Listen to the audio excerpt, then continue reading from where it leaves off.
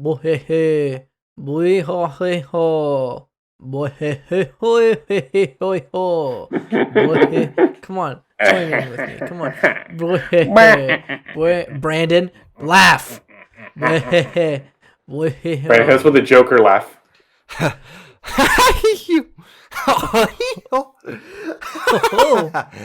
Oh. Whoa. Yeah, that was truly spooky, everyone. That's right. Halloweenathon is back. Our second annual Halloweenathon. That means I was working in the lab. I was working on the trolley when I peeled off my foreskin in the trolley. That means every episode this month, all gonna be Halloween themed. We're gonna line up some cool topics, maybe a guest or two. We'll see what happens, but it's gonna be some fun stuff. Now, thank you all for joining us on this episode 60 of Stacked, 60. Holy shit, that's a lot of episodes. Today we are doing vampire movies. Yes, Yeah. vampire movies. One of the most popular topics in cinema. One of the most popular topics in horror. Like a big iconic character, Dracula himself. This has spawned many types of vampires and subgenres within the genre itself. So, like, guys, I just want to know, like, how did you decipher what are the most quintessential vampire movies? Brandon, what was your method? I'm not gonna. This is I can't do this. You can't do this to me. What? What do you mean? That's not the topic. Yes, it is. We talked about it last. You didn't prepare? What topic did you think it was? See? He's got it at the ready. What did you think? What did you think this was? Brandon, what are you doing right now? Look at me. You're looking at the floor right now. You look like you're full of guilt. What are you doing? I'm talking to you. What's going on with you, man? What the hell? What? Did you not prepare for this week's episode? What the hell? I think Brandon is doubting his sense of reality. Yeah, he's looking at me like a dog who just tore up a couch. He's just staring at the floor. Brandon, what did you do to pick your vampire movies? We didn't do vampire movies. What are you talking about, Chris? Did we do vampire movies? Yeah, I picked out for vampire movies this week. This is horrendous. What is it? What is it? You're gaslighting me. And that's the true topic of this week. We're glad everyone gets to enjoy our little prank on Brandon this week. Our little Halloween trick on Brandon. That's right. We're actually doing gaslighting movies. This was a topic thought up by Chris. Chris, do you want to explain your reasoning for this this creative topic this week? Yeah, well, it actually didn't come to mind that this was gonna coincide with our Halloween themes, but in honor of the hotly anticipated cinematic experience that is scariest movie Dear out Evan there. Hansen, Scariest movie out there that is Dear Evan Hansen. We really wanted to quote unquote honor the concept of gaslighting, because that is exactly what that movie is about. Even though we haven't seen it, but so we've heard. We're aware of the play.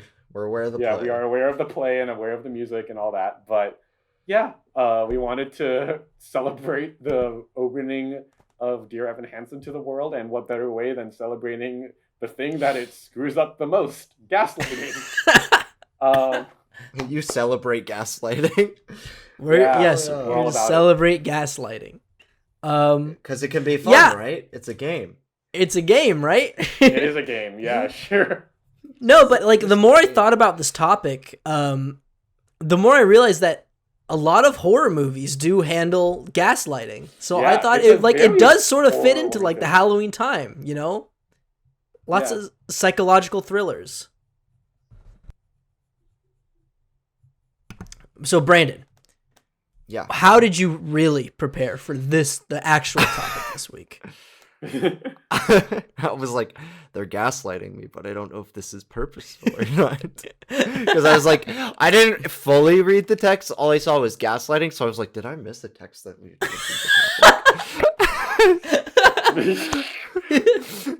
because I woke up and I was like, yeah, okay, we're doing an episode or something. So I went through my ranked list, which I usually do for this, and I go through every final stack that we've ever had list that Ethan's gone through to make sure I'm not like double dipping.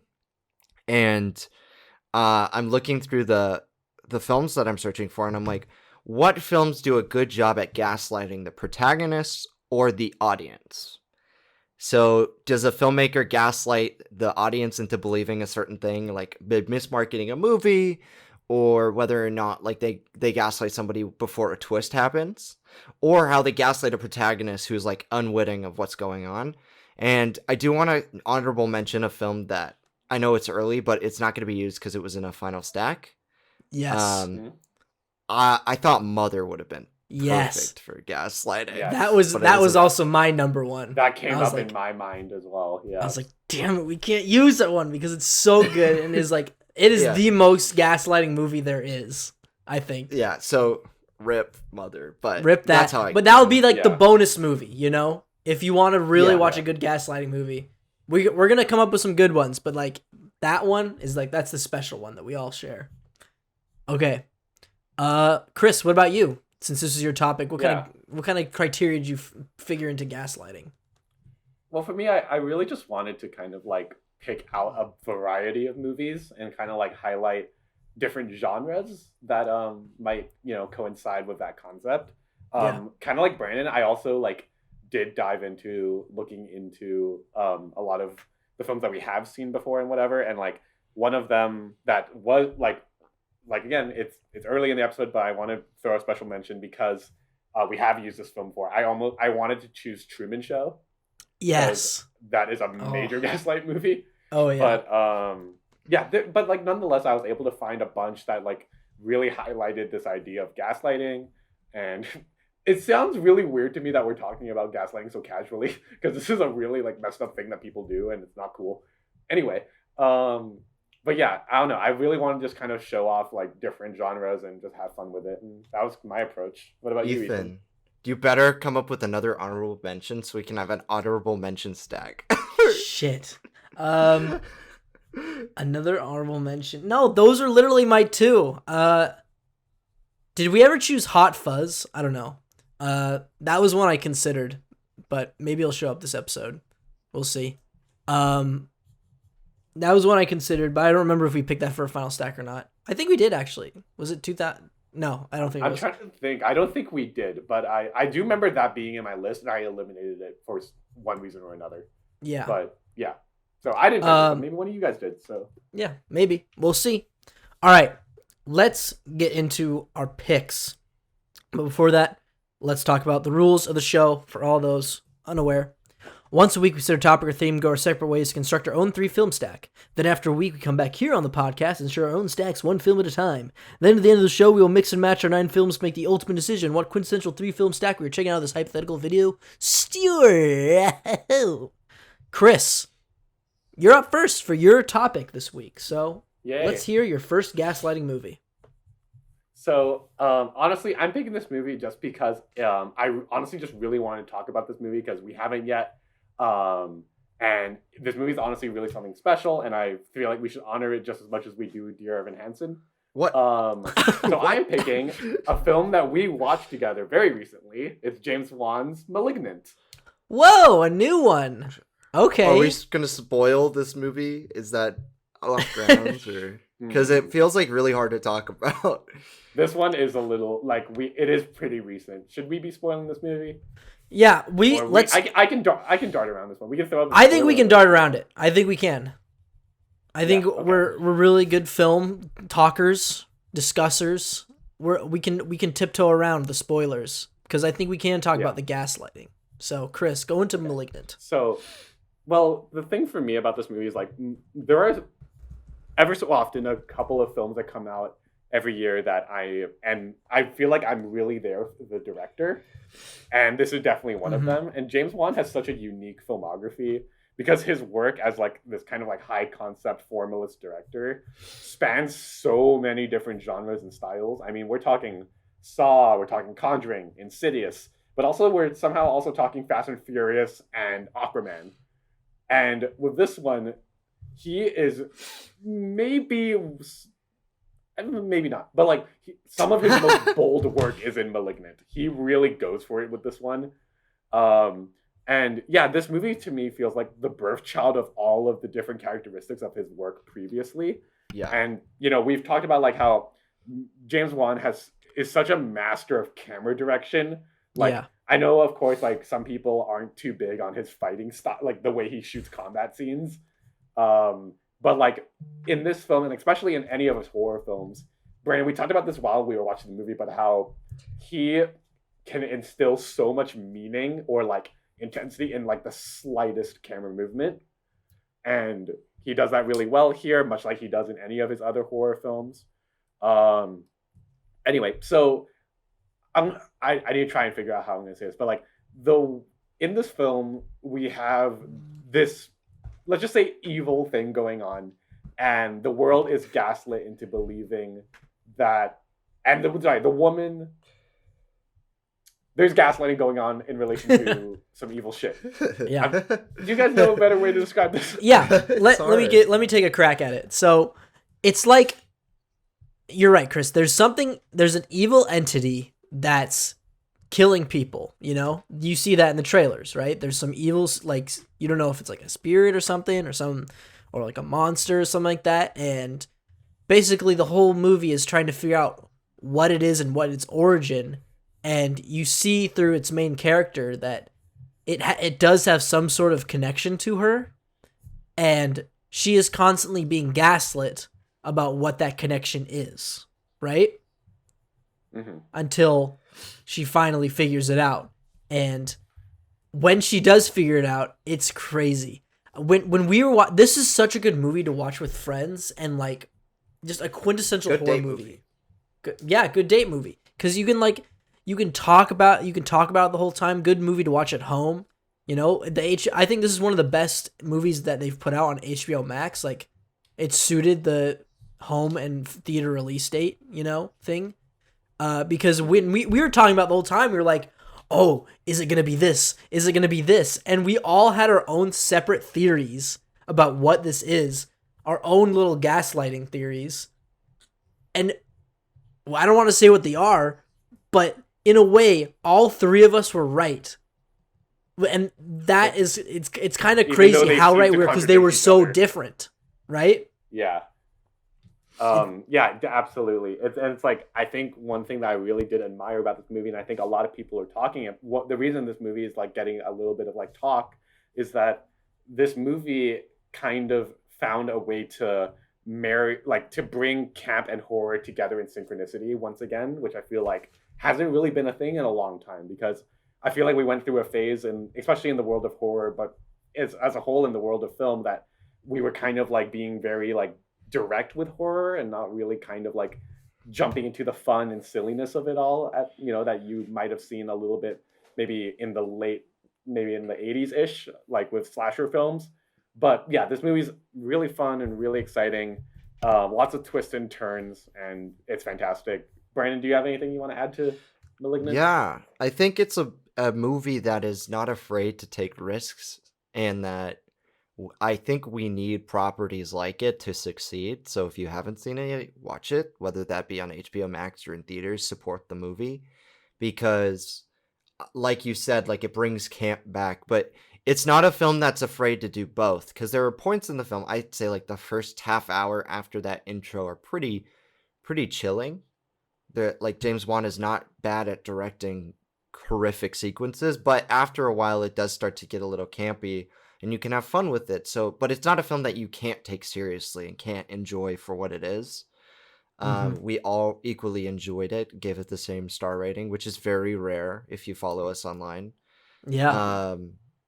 But it does bring back that fun, and honestly, I'm here for it. You know, it's a weird thing, like you said, it combines all of James Wan's like styles of directing. Like his early start, which is like low budget gore tastic cinema, with his writing and producing of the Saw films early on.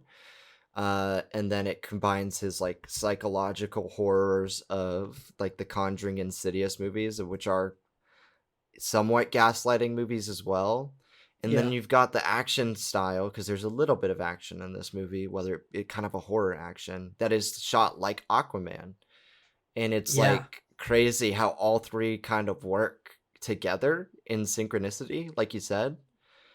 And yeah, I mean, it's super good. For how it works for gaslighting, I didn't really think of it as that until you mentioned it, like at the start of the episode. And I was kind of thinking about it while you two were talking. I was like, yeah, I guess that is kind of a form of gaslighting.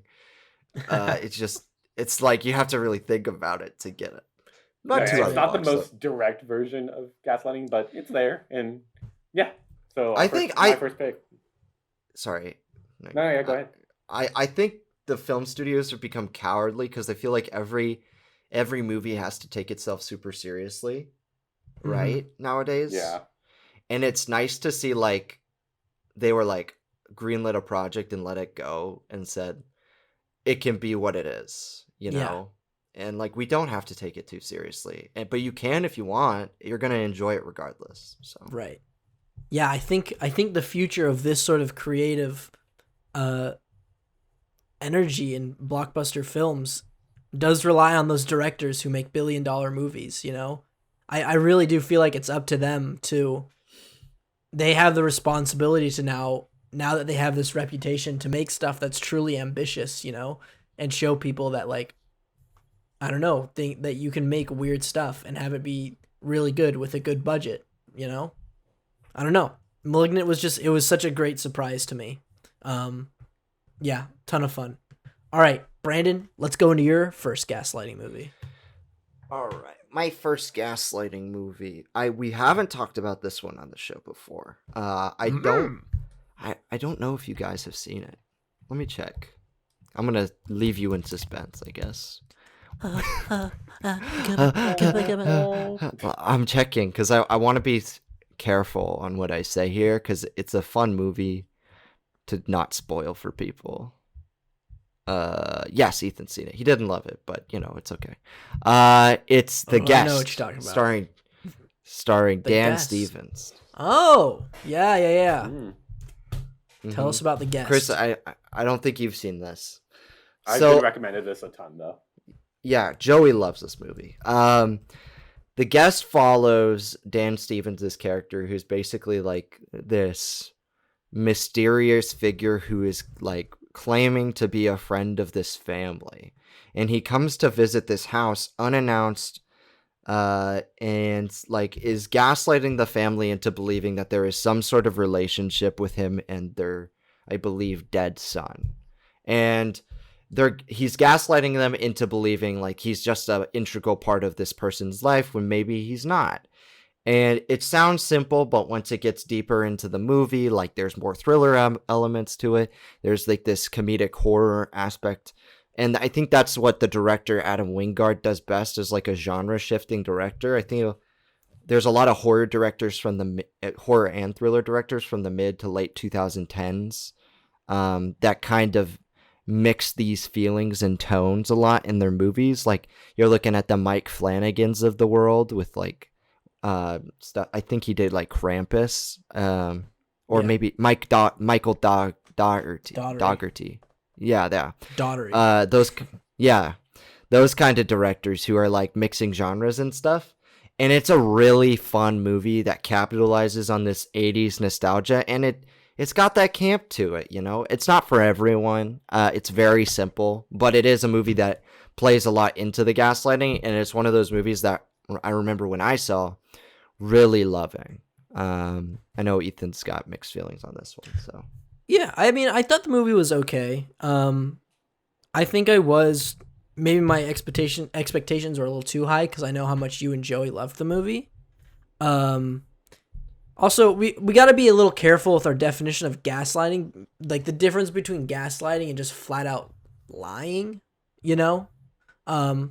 I feel like that's something we got to distinct, but I do think this is a gaslighting movie because it is like, it is manipulation to push forth a lie, you know? That's really what gaslighting is. It's not just the lie itself. Right. And I do think like the movie does a semi good job of that.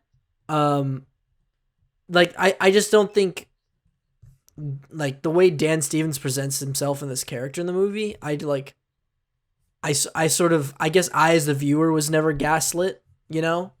Well, I wasn't saying that. I was saying for his character in association to the other. No. I'm not referencing. I'm just saying how I felt when I was watching the movie. Like I felt like I was supposed to be gaslit and on my toes to think about this dude's allegiance, but I sort of had this one view of him, and that was the correct view by the time the movie ended. You know, and I was like, okay, cool. Yeah, kind of. It is a cool throwback, low budget '80s. You know, the set pieces are a little weird. Like, isn't it like a Halloween dance? The final act, and that's just like okay, that was pretty '80s, and it did feel like it's kind of student filmy, but like you got to just brush that aside for a small budget film and just appreciate what it is for what it is, you know. And yeah, it was okay. Chris, have you heard about The Guest? I have definitely heard about The Guest. I've been recommended this movie a ton. Yeah, and like I fully believe that this is probably a very good movie. I just haven't gotten myself around to seeing it. I did also just realize this director, I've seen 2 of his other films, but one of them I've hated and another one I've felt violated by, but in like kind of a fun way. Let me explain. I know so which ones they are. Hated was his Netflix adaptation of Death Note. Death Note. Which Ethan, the fact that you gave it 2.5, I can't believe it. As someone who really appreciates anime too, I can't believe that you've done that. I watched this before I was a weeb, okay? So maybe it would have changed, all right? All right. And the other one is Godzilla v. Kong. We've talked about that before. Anyway, yes, so The Guest. I have no idea what this movie's about. I do know it's about like a soldier that goes into like a family and whatever and like talks and like kind of just enters their lives in this way and something. But yeah, I mean, I don't know. I don't know anything about this movie, but I am definitely intrigued because the concept alone is kind of like, I feel like that's the great thing about like a lot of these kinds of like psychological thriller horror-ish movies is that like their pitch alone is always very intriguing. And I think this is also a great example of that. So I'm sold. Yeah. Alrighty, cool. The Guest. Good gaslighting movie. All right. My first gaslighting movie, neither of you two have seen, but I think you may have heard of it. It's a 1955 film. It's a French thriller directed by Henri-Georges Clouzot. It is Diabolique. This is a pretty good movie because the gaslighting in this movie is kind of intense. So the movie's basically about this woman and her husband they run a school together, and with the help of another woman, they murder him, right? Because they're kind of in an abusive relationship. She's just not happy, and she's like, we gotta just kill this dude. So, sort of, the movie is a gaslighting plot to sort of cover up to where this principal to this all boys school really is, you know, this boarding home. And that causes some suspense to see if these women are getting away with it or not. It brings up like discussions of, of domestic abuse, which is gaslighting. That's a great big factor of that, you know. But then I don't want to spoil anything. At the end, the director adds another level of gaslighting that's just like makes it all the more layered and insane, and adds a bit of horror element, some maybe a little bit of supernatural. You don't know, like sometimes these women are so paranoid by their own gaslighting that they think they're seeing things, you know, and that they're gaslighting themselves into believing one thing where it's really another. And it just made for a really cool film. The black and white 50s aesthetic really like drives into it. Like every frame is just oozing with like paranoia and anxiety over this great lie that they're crafting and that they're trying to gaslight. the people around him with. And yeah, I love movies when people are trying, where the plot of the movie is them trying to get away with something, and it's just them just by the skin of their boots trying to just like save themselves from it, you know? And it's a really fun movie. It can be kind of creepy at times, and yeah. Brandon, have you heard of this movie? I think you have. I think we talked about it once before. I've heard of it. Yeah. It's like, here's the thing, right? It's like, I love the director. You know, I've seen his Wages of Fear movie, otherwise known for longtime Stack viewers as Wages of Beer. No, The Waitress of Beer. The Waitress of Beer. Slap the poster on the screen. No, don't do that. You don't have to. I'm not doing it. Yeah. And he's really good at making like viewers like act as spectators in their movie because they're on the edge of their seat trying to figure out how a character is going to get through a certain situation or how they're going to kind of unravel this mystery. And with Diabolique, I've heard of this movie because it's like on IMDb's like top 250, and I feel like it's like a lot of people on Letterboxd have highly rated it. It's one of the highest rated older movies that I haven't seen. Ooh. And I don't know why. I think it's like availability is very weird. Like I feel like it's on Tubi maybe. I watched it on like, Canopy. you know, yeah. And I think it's on like, HBO Max actually. It's on HBO Max now? Okay. Yeah. Like for me it was like more of an availability thing rather than like it's not that it's not available, it's just that it's on these weird services and I don't want to watch it with ads. I want to watch it in high quality, you know, but if it's on HBO Max, it might be the right time to check it out. You know what I mean? That's right. And it just got added to Criterion too, so boom. Ooh. Easy access to watch this great film. Chris, have you heard of Diabolique?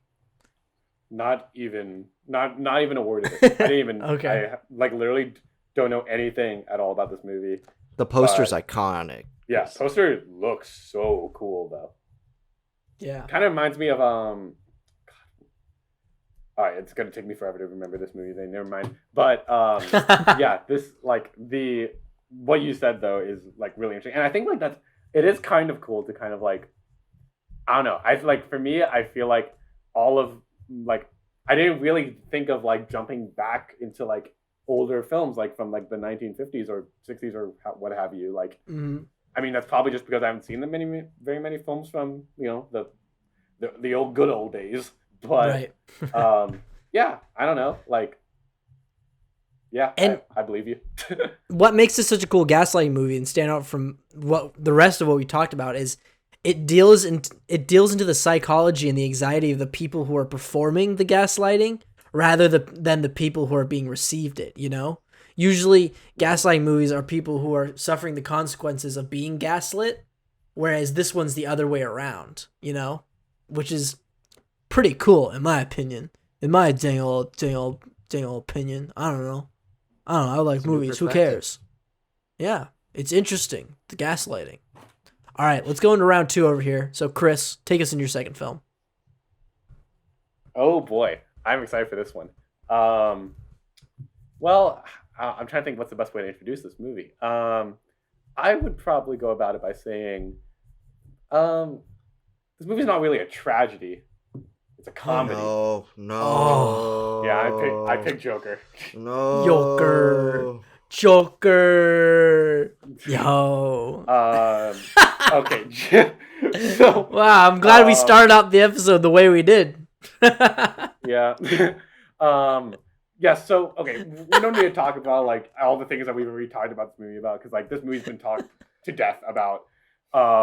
We've infamously had our conversation about it in our vegan episode with the great Mr. Kowalski himself. Great vegan movie. Yeah. Yeah, great vegan movie, honestly. I'll just quickly go over it. It's a character piece about this guy named Arthur Fleck. The entire thing is like supposedly a larger think piece on mental health and trauma and socio-political martyrs and nihilism and all this other stuff. And I feel like most people anyone who has seen this movie, I feel like has had at some point a very extensive conversation about this movie and its representation of those themes. And of course, this movie is very polarizing because of the way it does represent those things.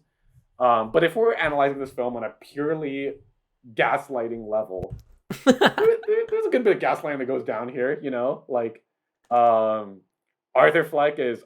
I'm just gonna spoil this movie because everyone's fucking seen this movie. Yeah. But spoiler alert in case you haven't seen Joker. Arthur Fleck is gaslit by his mother into believing that he is the child of Thomas Wayne, which is eventually revealed to not be true, and it really deteriorates his already damaged emotional well-being. Damage, you say? Damage, you say? Bring in Jared Leto Joker. That's bring his in Jared specialty. Leto. Yeah.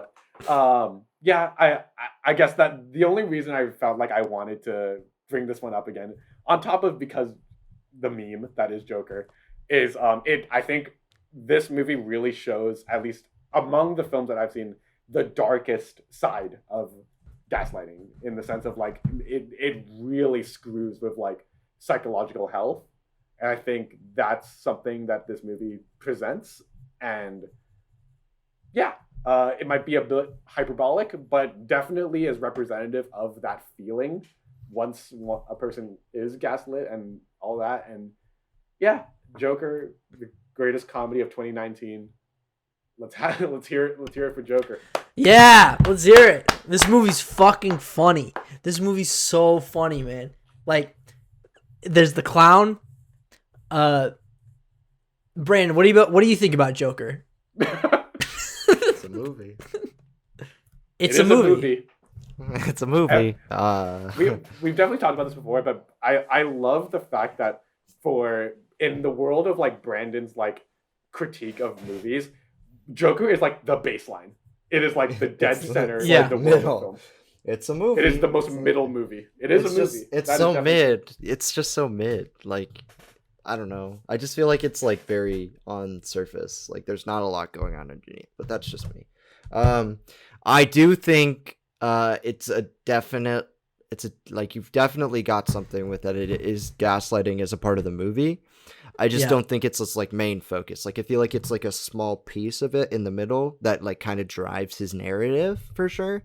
Like it does like definitely drive his character momentum, but it's more I feel about like who he is as a person. Like it is a character piece rather than it is like a focus on the gaslighting itself. Not saying it's not there. It is, because like that plot point is integral into like his character's journey. It's just it's revealed very late on in the movie. You know what I mean? Yeah. To the point. So, but that's my only critique of it being a gaslighting movie. Other than that, I just think it's Joaquin Phoenix's like one of his best performances, just because of how physically into the role he was. But other than that, I'm like not really into this movie. Well, I mean, spirited.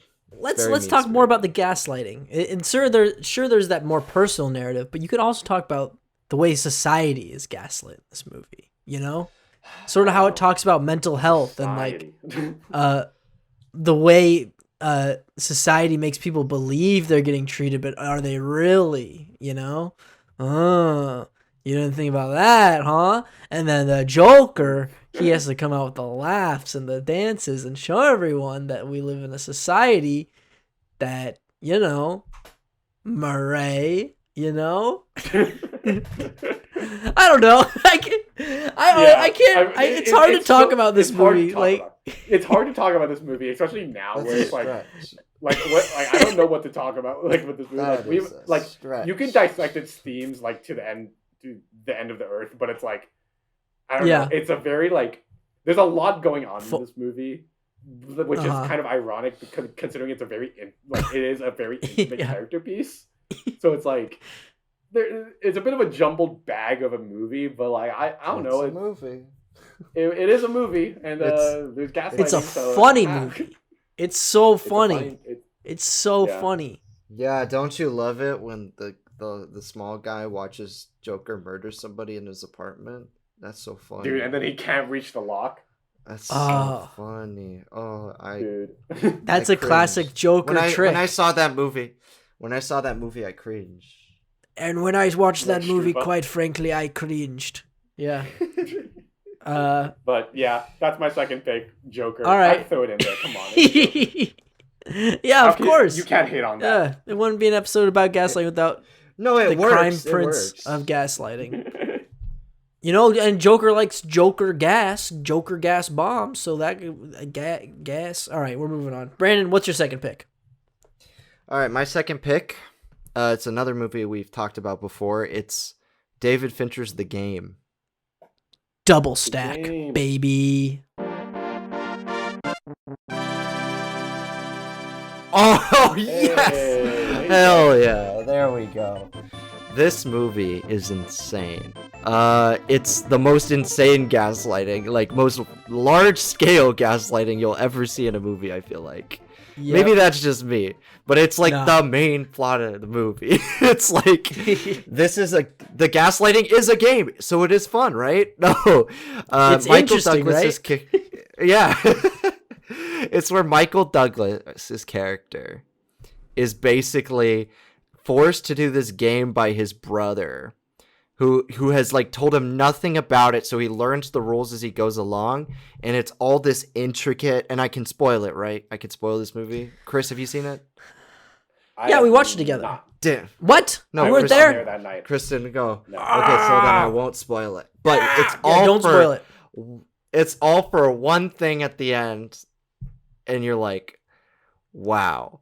The lengths you have to go to manipulate somebody to do one thing that you could have done very simply. Yeah. Insane. I know. It, first of all, brilliant casting to cast Michael Douglas in this role. Like, yes. He is one of the best angry people in all of Hollywood.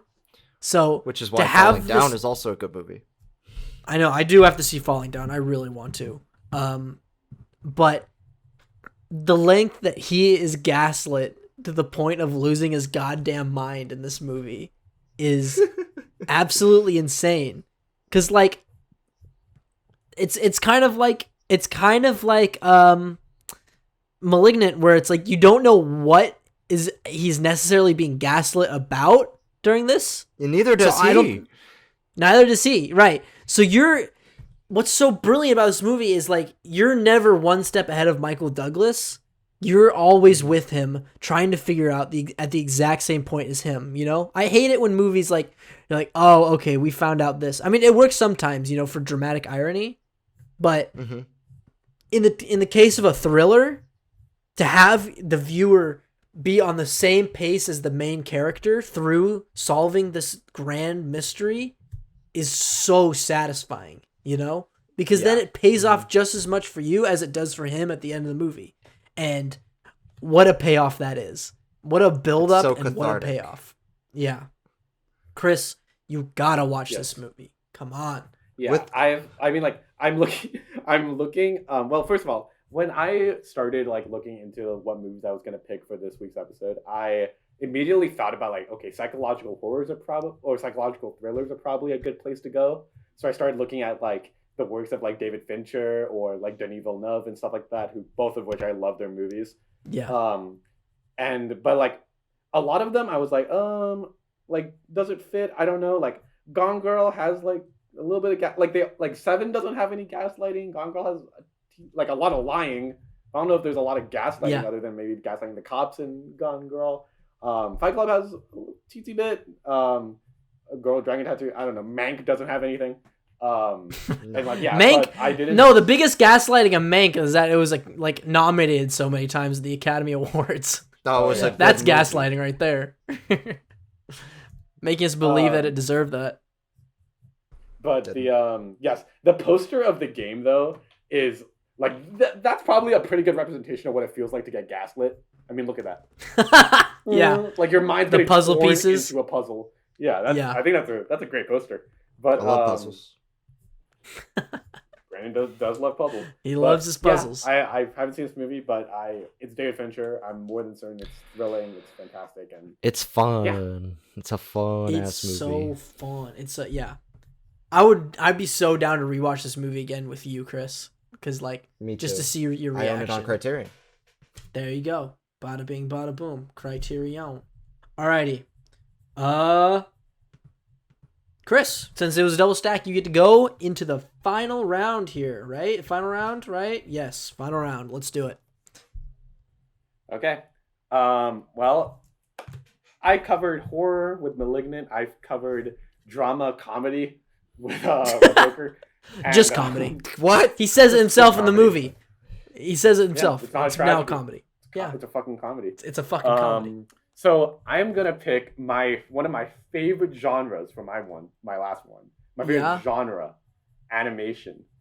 Oh, Genre. shout out to all of our Shout out animation major Shout out friends, to all of our animation, specifically genre Ben artists. Kita. I know you're not listening, Genre? but animation is favorite such a good genre. genre. Yeah, just like comedy, just like horror, Yeah. animation. Yeah. Not form. I'm picking one of my favorite animated films ever made. It's a big one from my childhood. It's The Lion King, just because classic for me. Wait. Before you continue, I just got a DM from Sasha, who's also animation major, just saying, I'm going to kick your ass. No, it's such a good genre. You got horror, romance, drama, animation. Come on, that covers all the bases right there. Come on, it's so good. Sasha's going to cancel me. Okay, yeah, whatever. Stacked is over. Man, the DA students are gonna come knocking on your door later. Yeah, we got one in literally. this house. Yeah. Anyway, Lion King. It's a classic from my childhood. I think for a lot of people it is. It's one of my favorite movies growing up, just because it was one of those movies I just threw on a lot. So it gets a ton of nostalgia points for me. But I also really think the movie is really well articulated and it's really beautiful and uplifting. Very high end Disney Renaissance in my eyes. It is an adaptation of Hamlet, so I think that's a good sign of how much gaslighting goes on in this movie. But in case you didn't know, this movie is about a lion who is next in line to be king, and his uncle kills his father to take the throne and blames the little cub for the incident, and therefore gaslight. This is and I also did pick this movie because of all of them, this one has of all of my picks so far, I think this one has a very optimistic ending and kind of has a nice resolution and kind of says a big fuck you to gaslighting, which I think none of my other movies have done yet. Yeah, I mean, well, technically the end of Malignant, but Yeah. I won't say anything else other than that. But yeah, Lion King, Simba goes through that whole journey of after Scar does that to him, his recovery process and him dealing with it, growing up, it's a coming of age through that, and him kind of returning and becoming better because of it at the end of the day, even if he had to go through all this terrible shit in order to get there. But yeah, I honestly really just wanted to pick this movie because it's, it is a classic from my childhood, and there's some gaslighting in there. So Yeah. Lion King. I mean, this is a good example of gaslighting in the most Shakespearean sense, because it's Hamlet. Yeah, Lion King's a good time. It's very fun. I don't know. We've talked about this movie a lot on the podcast because, I don't know, it fits into so many categories, It's a well-rounded animated film, those Disney movies. Great cat. I just watched The Birdcage yesterday, and I just got a greater appreciation for Nathan Lane, who voices Timon in the Lion King. Great actor. Anyways,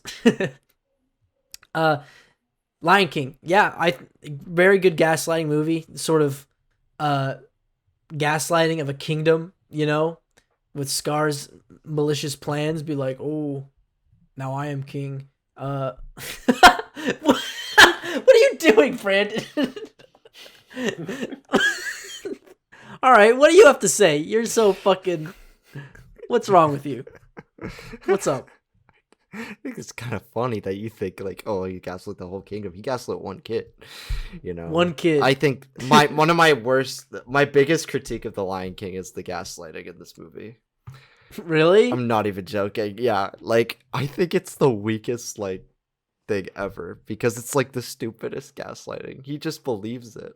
He believes that it's his fault, and I know it makes sense in the situation, but if you're just thinking about it, right, you're all right, my evil uncle has a scar on his face and is really mean to everyone and wants my dad's job, and it's very clear, and he's gonna try and kill my dad, and he see like, like that's like, it's like plain and obvious to me. And the fact that like in the moment like Simba's like, oh, I did do that, I'm so sorry, and then he runs away. I think it's really funny. I think it's a comedy. I will agree with you, Brandon. Like, even as much as I love this movie, I do agree that like that is kind of a big leap. And granted, this movie's made for kids, so like of course. I didn't read it like that. I didn't read it like that when I was a kid. Yeah, but like now, it is kind of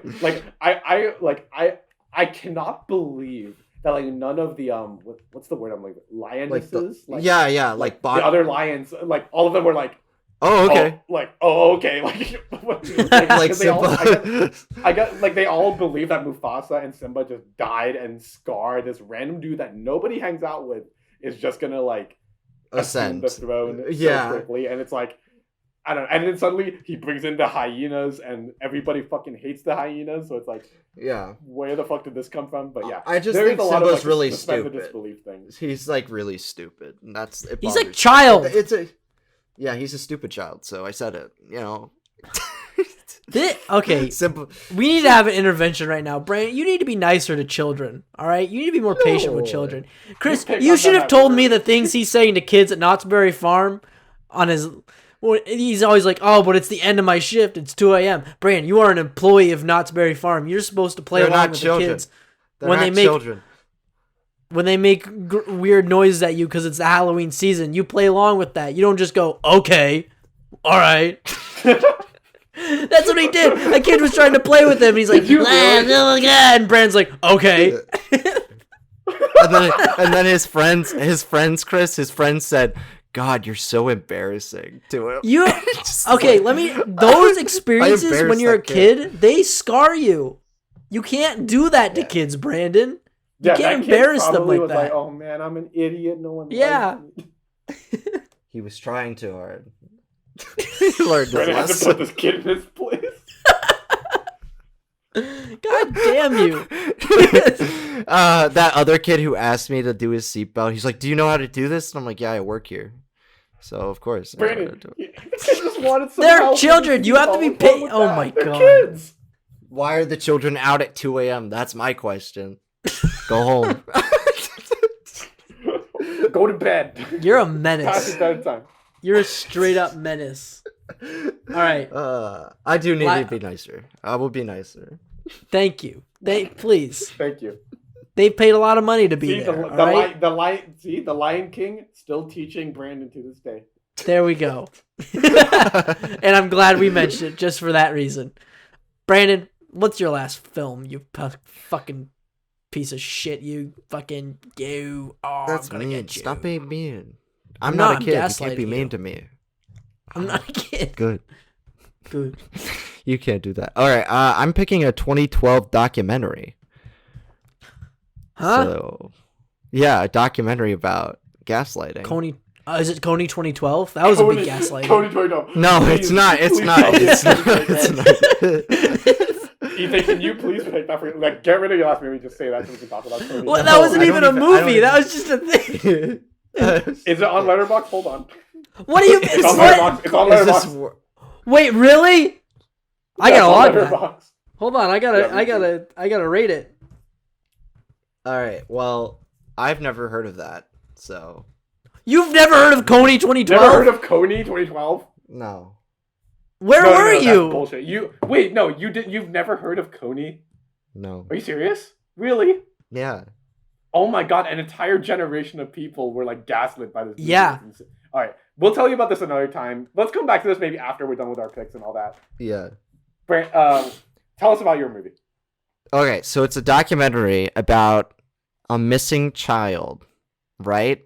And they're trying to find this kid, and somebody sees this overseas, this like small man sees this kid's been missing for 4 to 6 years, and he's like, you know what I'm gonna do?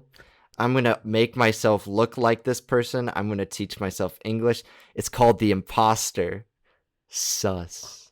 Boom boom boom boom boom boom boom boom boom boom boom boom. Yeah. I didn't know they made an Among Us movie. Sheesh, they did. years ahead of its time. And so this person gaslights the entire family into believing that they are a version of their family member who disappeared long ago, and it's about the disappearance of this person and like where they might be, where they are now, to who is this person and why are they doing what they're doing, why are they gaslighting, because it comes way after the fact to the point where you see this person's like whole scheme play out. And it's a half successful gaslighting because some people believe it and some people don't. But this person claims that they have amnesia, and the way this story unravels, like you do not expect the twists and turns it takes, and that's why it's a good gaslighting movie, because he's manipulating people. Whoa, yeah, this sounds really cool.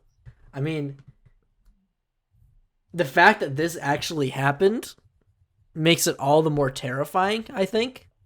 Yeah, I definitely want to check this out. It's like sort of true crime, but it's like, I don't know. Would you consider it true crime? I'd say it's like, is it a Chris, crime? you know that documentary that you're talking about constantly? Don't fuck with cats. That's the one. That's the one. Yeah, it's kind of like a similar style to that, based on the trailer of Don't Fuck with Cats. So it definitely does that. It does a lot of interviews, like with people, like face to face with the camera. I don't know what is that like? It's just like first person interviews, right? Interviews, I don't know. Yeah. Whatever they're called, whatever kind of interviews those are, where they're talking to the people after the fact, but then they also have like dramatizations of like what happens like in the past, and it's crazy. Why are you smiling, Ethan? No, it's not about this. No, it's about my next pick. Oh. Did you just change it? Anyway. Yeah, I think I just changed my pick. God damn it. Okay, but I mean, this sounds really interesting, Brian. Like, I'm a big, like, I've recently noticed I really get myself into like true crime stuff. Even though like I don't know if this is exactly true crime, but like nonetheless, like it's like the way it's presented as like an engaging story, I feel like I don't know. I feel like there's that whole conversation we can have about like how the responsibility of documentary filmmakers in terms of like authenticity and how they present it properly and whatnot. Yeah. But like, yeah, still like this sounds really interesting, and like it's only like an hour and a half long. That's very digestible. Yeah, it's on Pluto TV. So if you guys want to watch it free with ads, go ahead. It's good. It's a good movie. Do it. I don't care. Fucking do it. I don't know. Go ahead. See if I care. No, I definitely want to watch this. That sounds like a really interesting documentary. All right. So I'm going to tell you about the film I initially picked for my third film. So I originally did The Invisible Man, the 2021. I think that's a good movie about gaslighting. That's pretty good. That's a very twist. modern. Yeah. Yeah. But I gotta pick Coney 2012 now. I'm sorry. I gotta pick Coney 2012. No, I'm so glad you did. I'm so glad God. you are. I don't know what I this movie completely is. forgot about that. Wait, okay. Can I have the honor of Tell Brandon about tell this? Brandon all about it. Okay. So, Brandon, this is a like a 30-minute YouTube video that came out in 2012. So it was when we were all, we were all 13, maybe 12, 13 at the time. It was 7th grade. I remember. This is going to be on the Blockbuster that we're going to, right? Yep. It is a movie, so maybe. It's on Letterboxd. It's 30 minutes long. It's available on YouTube. Yeah. And yes, so Brandon, this movie is about is all about drawing attention to this issue about this man located in Uganda. Yeah, Uganda. In Uganda. His name is Joseph Kony. Now he's presented as this warlord, this criminal who's like abducting children and like raping women and like doing all these awful, terrible things and like, you know, like just completely tearing apart families and destroying the country and doing all these awful, terrible, just incredibly destructive things. And so think about this movie being seen in the eyes of kids who are 2012, very impressionable 11, 12, 13-year-olds, right? Yeah. This was one of the first times I think that our generation, or like a good number of people from our generation, rallied behind a social cause. you know, and like there was this whole thing about like, you know, we gotta spread the word, we gotta make sure everybody knows that Coney is this fucking evil man, and like we gotta make sure that the UN knows that we care, and we gotta make sure that they're assigning resources to make this happen. It was all a fucking lie. And I'm glad I didn't fall for that gullible lie. Brandon, you don't understand. As a bunch of 12-year-olds, this was the most passionate like anyone has ever been about anything. But kids wasn't it wasn't just 12-year-olds. Like our school held a big event for Coney 2012. My school did that too. We had this big event for invisible children. Yeah. Oh this is how we watched the documentary. We watched it in our theater, and they gave out Coney 2012 wristbands and shit like that. And we were in my world history class, and everyone's like, "All right, guys, we're gonna go out in the streets at night. I just ordered 40 Coney 2012 stickers. We're gonna paint the streets with Coney 2012. Let everybody know, you know." So and you were gaslit. Literally, the next day, the dude came out as crazy. He was masturbating in the streets naked. And it just all went away overnight, just like that. I'm pure, I guess. It isn't I gotta say, like it is crazy. Like Ethan, think about that. This was an international gaslight. Like my school did. I'm so shocked they did it at your school. Yeah, dude, they did. Like this was like Ethan. We were literally like everyone probably knows, but Ethan, you and I live on literally the opposite sides of this planet. Yeah. Like, and somehow we like. Our entire like social circles and everything were so rallied behind this idea. It is probably the greatest gaslight of cinema to ever.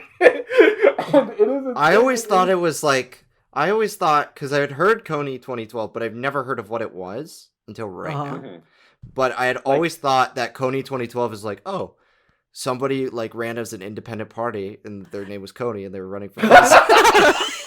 That's what it sounds like. Why is it Coney 2012? It sounds like we're trying to elect this fucker. Like, yeah. And like, no, but it was just like, look at the poster for it on Letterboxd. It's like the most centrist fucking like documentary ever. It's like the one thing we can all agree on, and it's like it's a donkey and an elephant like coming together. It's just like, oh my god. And like the thing about this movie that I will, I guess, like give it quote unquote credit for, even though it's incredibly immoral, is that it makes use of the film medium so well. Yeah. Like it is so compelling. It is unbelievable how easy this guy convinces like millions of people into believing this shit. It's like must be what it was like for Scientology. You know what I'm saying? Yeah. You don't trust everything you see on the internet. That's all I gotta say. Do you remember what specifically happens in the documentary? Like there's his son. He like gaslights his own son in the documentary. He's like giving pictures of Coney. He's like, "Do you know who this man is?" And do you remember what the kid says? He's like, "Is that the guy from the Star Wars movies?" And he's like, "No, that is Joseph Coney. He's a Ugandan warlord." And we're like, and all of us are like, "Oh my god, whoa, we gotta stop this guy." I guess I didn't fall for it because I wasn't gullible as a child, you know. So no, because your school did nothing about it. Our school was like, it was fake. Our school was pushing this down our throats and making us believe it, you know? Like, can I, like, I haven't really looked into this at all since then. Like, maybe, like, I don't know, but, like, so who is this guy? Like, because, like, Joseph Coney, I think is technically a real person. Yeah, I think he's a real person, but I don't know. I feel like there's more nuances to, like, what's going on here than just, like, what you see here. And, like, I don't know. This is probably a much broader topic than the three of us can wrap our heads around, because it's probably a big political, social thing. But I just need to be nicer. I just got to be nicer to kids. I'm more understanding that they got gaslit. It's unfortunate. Yeah, but you can't fucking pride yourself on this, Brandon, that you didn't fall for Coney 2012. You lived in fucking middle America, fucking Arizona. Middle America. I live in the Southwest. No, middle of. I meant to say middle of Arizona in America. Like, come on, you knew the area you lived in. You think they'd even give a fuck about this? Yeah. If they would have gotten carried away with it in Utah, I'm sure. Well, I Brandon, was at a private school. Your school was the one that went to Panda Express for Chinese heritage like celebration. Hey, they knew it was a scam. They knew it was a scam. They knew it was a scam. They knew Coney was a scam. That's why. Yeah, this might be one of my favorite conversations we've had on the podcast. Yeah. This is great. I can't believe we're talking about Coney on. I didn't expect my night to go this way. Me neither. We should watch Coney after this. No, I'm not watching it. I don't want to be gaslit, even though I know You're not going to be What if gaslit. Brandon starts believing it? Brandon starts believing it now. Wait a minute, guys. Coney 2021. We gotta do something about this. Brandon, Ethan, you gotta like put up like a Coney 2021 poster for our thumbnail for the episode. All right. Anyway, yeah. I'll put Coney game? himself next to our heads. Can we watch the game instead of Coney 2012, please? Well, we could do both. Coney 2012 is only 30 minutes. Come on. No. Easy watch. Cry. Make me cry. All right. And that's my last film, Coney 2012. Very well done. I love that. That might be Yeah. So should we? Let's run down our picks one more time before we figure out this final stack. So Chris, you want to kick us? You want to kick us? Kick it off. All right. So my first film is *Malignant*, followed by *Joker*, followed by *The Lion King*. Quite a triple feature. Good Halloweenathon triple feature right there. *The Lion King*. I can't believe we picked that for the Halloweenathon. Brandon, what are your gaslighting movies? The Guest, The Game, The Imposter. All the is in front. And mine is Diabolique, The Game, and Coney 2012. I have a pitch. All right, pitch it. God. Okay, I think we have such a okay. First of all, what a mess of us. Like none of these movies have like anything to do with each other. No. But okay. So I think we have such a broad range. So I think we can really jump in this. Obviously, we have The Game, which correct me if I'm wrong. Is that a psychological thriller? Yeah. Yes. Action. I don't know. What is it? Yeah, psychological thriller. I think I really want to put Coney 2012 in here because I think that is. There's no way we're not putting it on this gaslighting. list. Yeah. And I think to follow that, we should either put a horror film or Joker. Yeah. I don't know. I think *Malignant*. I think we should do *Malignant*. Yeah, I agree. Although Diabolique gives like the perspective of the gaslighter, I think *Malignant* is more crazy. Deserves recognition. I think and we sort of. You know what that also does? That preserves Joker to make another appearance. Yeah, Joker will return. Aquaman. Yeah, we've done we've had Aquaman. Now we're Joker. Did you put Coney 2012 in your Avatar. movies you refuse to watch? You motherfucker. No, we're watching it tonight. You can't escape from this. Yes. I can. You can't. Why? Make me. Yes, you can. It's not. All right. I can't. I'm not gonna watch it. I refuse to be gaslit on purpose. Here's what I'm gonna argue about Coney 2012 doing what Diabolique does. Because after the movie, we do sort of see into the psychology of this filmmaker, like what the gaslighting did to him because of his fucking nude rampage out in the streets. That's what fucking caused like my school to just immediately stop talking about it. Was when we found out this dude was fucking insane. And I think that covers Diabolique. *Malignant* does a lot of fun things, multiple layers of gaslighting, but in the horror sense.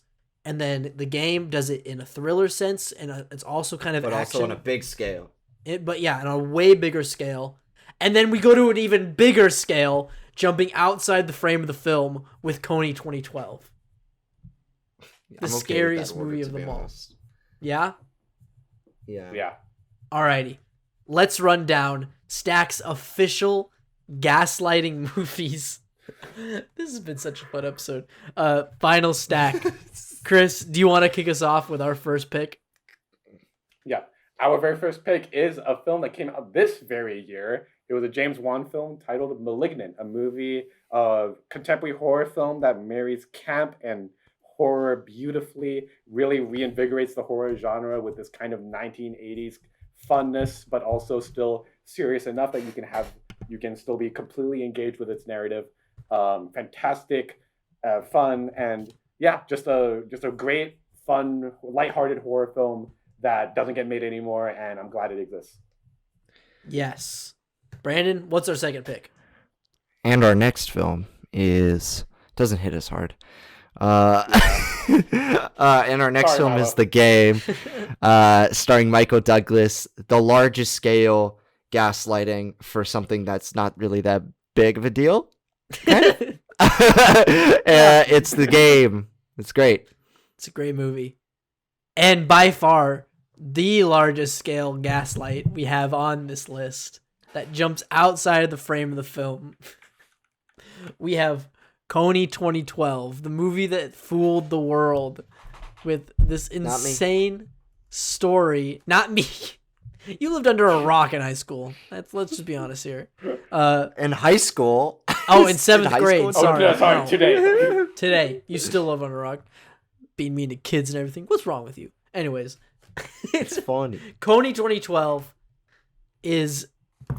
it's something you had to be there and experience, you know? Really is a piece of history that nobody really talks about anymore.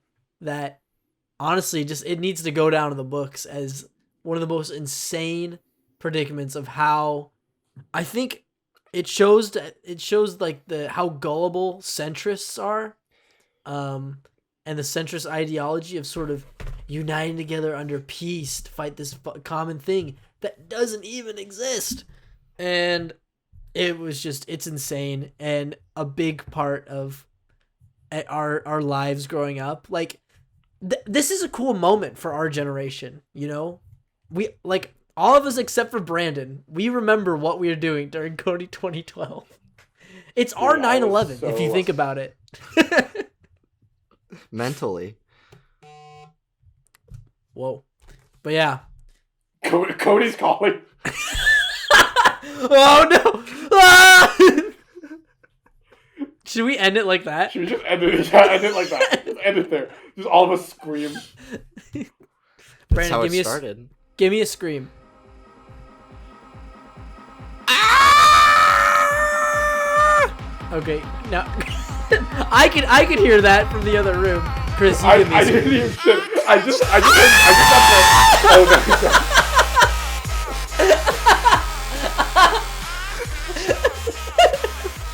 I heard that one. Okay, I'm keeping this in. I'm keeping this in. That was so good. All right. And cut. And cut.